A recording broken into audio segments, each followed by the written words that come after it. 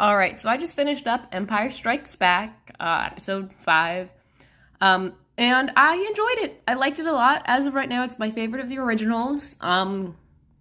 It's really good. It has really high highs and some really boring sections. Like, I have to say, okay, before I get into that, here's my ranking. I'm going to give it a 9 out of 10, 10 out of 10, like up there with A New Hope. Very solid. I like this one better than A New Hope, actually. You'll see on the screen my full ranking right here of all the Star Wars movies I've watched so far. Like I said, prequels are still my favorites, but these are pretty high up on the list, and you'll see more, relative as we get into keep going, especially once we get to the sequels. I mentioned how I think this movie has really high highs and low lows.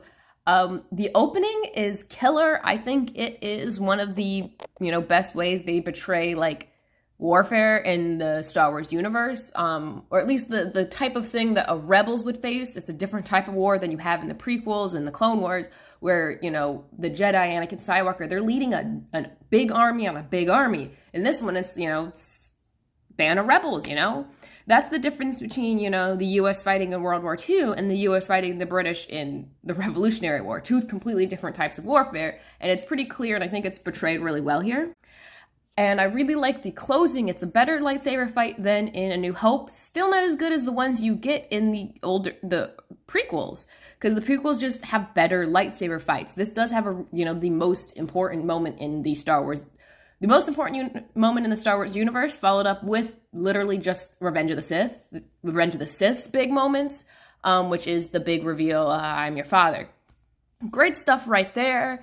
And also the level of drama Darth Vader and Luke Skywalker both portray in this movie is top notch. Like, yes, he's like, actually, I'm not going to join you. I'm going to fall to my presumed death instead. Like, why not?